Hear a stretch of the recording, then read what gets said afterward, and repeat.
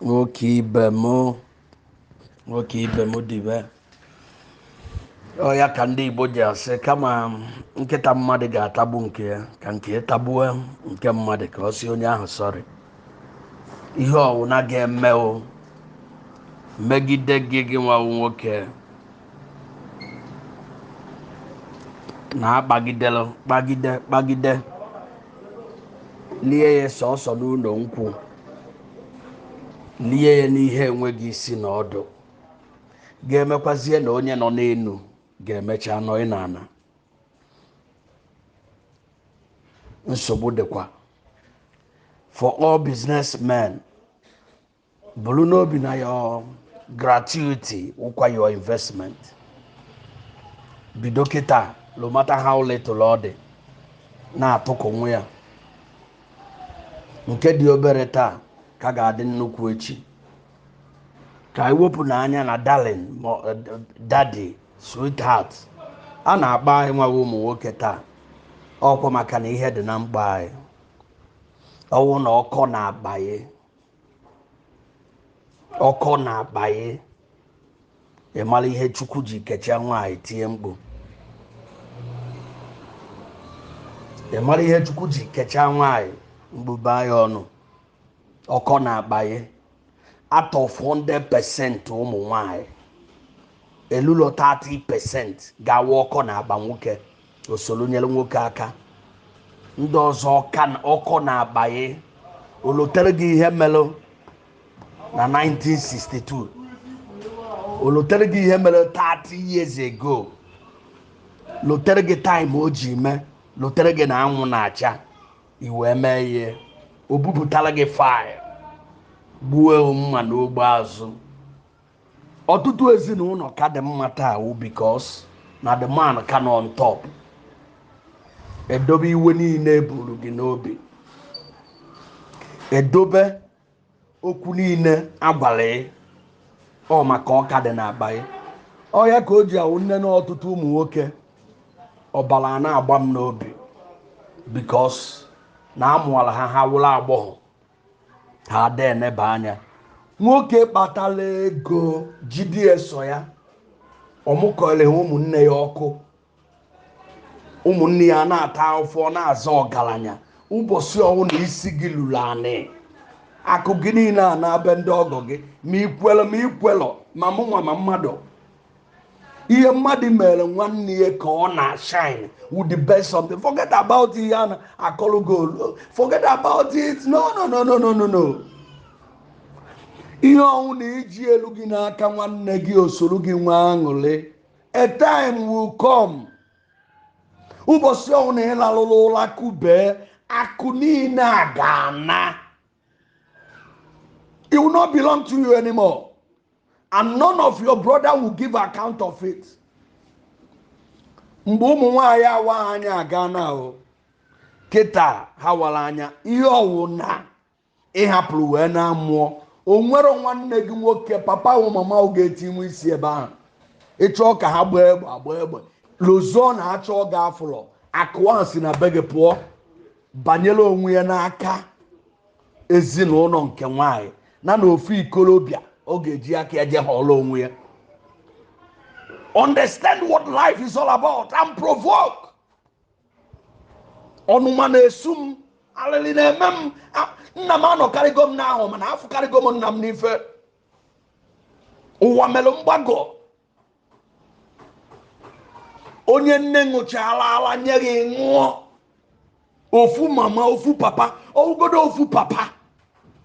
Ọkụ ya sometimes ekwue nnọọ nwaanyị ma nna nwa, sometimes ekwue nnọọ nwaanyị ma nna nwa, because ọwụrụ ofu nwoke mụrụ nwoke mụọ nwaanyị. Onweghị mgbe nwanne gị ga na-ata ofu ịdị happy. Don't tell me that. Ọwụ na ofu papa mụrụ unu kama na nwaanyị onye mụrụ ya nwa. Nwoke ụfọdụ ụmụ nwoke amụọ nwaanyị nọ n'ụlọ ọgwụ, anyị ma ụma ama n'elu, anyị ma ụma echi ekire na amụkwa n'ahịa ọzọ. Only woman that know the father of that baby that you are celebrating. I just be sincere. no matter what anwaghị ihe ga-eme gị na ị ga-ejide ego nwanne gị a na-ata afụ ị na-afụ ya ọ na-akpagharị wuru ogbenye mgbeneke ịnyapụ moto nke a ịnya nke imepe investment a ime nke a but your brothers and your mother and your parents are suffering and you are telling me that you are a rich man. Look, let me tell you, iwuru nwaanyị a na-anụ na such family and you keep quiet with such ọma adịrị gị mma. Woman is a supporter. You must motivate your husband. Speak to him. Why? When a language. Ọ ga-agbalili di ya na mgbe o kwesịrị egwu ya. Enyere nwanne gị aka. Nwanne gị na-ata ofe na rejoice. Rejoice unto what? Ụbọchị ahụ na isi gị bara na ego ga na-abịa ndị ọgọ gị. Ịgwa m onye dị eje weta ya. Ụmụnne gị na-ata ofu na no, don't tell me that. Mbọ ọwụ na ị na-agba kịta gbawakwa mbọ mebe service dewekwa investment ị ga-eji nara gratuity. Ụbọchị ọkọrọ n'aka nwaanyị ewere ụtarị kụwa agha azụ nene ka o si adị. Ụbọchị ọkọrọ n'aka ijecha na-abata be gị lalụ na ịlala outside gate. Ụbọchị ọkọrọ n'aka ijecha abata ịkọwa ebe ijere. Ụbọchị ọkọrọ n'aka ijecha abata ịkọwarọ isikwa ebe isi na. Let's buckle up and think well. The essence of God favoring you or blessing you, putting you in a position of that family is to touch others. One day, onye nwụọ egie omenye nwụzi account udo jesije. So kite ede ndụ kee nye onye ị ga-enye gboo mkpa ka onwe ndị gwara ụmụ gị okwu ka onwe ndị na ụmụ gị ga-agbaka echi. Ego nwoke kpatara kịta o jighị nyere nwu mmadụ aka o jighị ugbo nwu mkpa ụbọchị ọ kọrọ gị na-agba nwaanyị agbagote to position ga afa gị sorry out of 100% ezuro 20 ana m ekwubu 30 mana ezuro 20 that can easily stand by you. Njọ ezuro 10 nwere ike ọ na-eweta ego nri na ya ọ dị proud na-eweta ego nri ikwete na ọ na-eme if only the reason here to am say reason here on agbakasị m alụ because I've got a lot of things.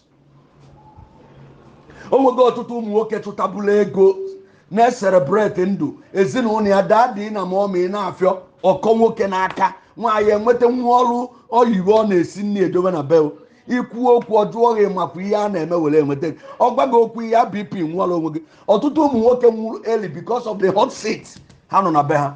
Go and verify, go and ask people. A lot of them is on a hot seat. Forget about aqua and starch. Forget about the big cars they are driving. So many of them are taking BP medication because of the challenges they are facing in their home. So many of them. It's better for us to ask for grace and a marital status and a family that God will be involved.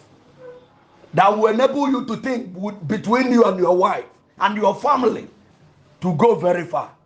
Ewepukwu ya imegide ihe na ndụ ekwensu win your family tagbuo onwe n'afọ. Ekwensu megide sell his product to you. Ole sie nwoke le sie nwaanyị n'ezinụlọ ya ịtagbuo onwe n'afọ. Certain product ọ dị eme ebere welu ụtalị nyụọ nwoke ịkpakwu alịlị akarịa. Chukwu nyela anyị aka. Onye ọwụna neba anya n'ihe a. Neba anya ọfụma biko maka alịlị na ịnwụ n'oge. Jee na onye ọrụ oyibo na-eri pension. Chukwu nyela aka onwe good health. Ọ na-akụgide ihe kụwa ya 120 years. Jee na businessman plan ụlọ ndụ ya ọfụma. O nwere mgbe ọ na-arụ olu tenant house ya or investment o nwere ọgwụ unu wetebere ya 1 month. Enwe ihe gụrụ ya oji aka ya were ego. Ị na-emekwu Chineke ekwensu nye gị product na ụmụaka. Ha na-ekpe ekpere ka ị nwụọ ka ha lee ihe niile ahụ otu aka. So onye ọ na-agba ikpere na-abọ naanị yọwa Chukwu so that the moment of handover nwoke na-anya ọfụ na ndị a ga-hand over ga-continue ebe ọ stop dị.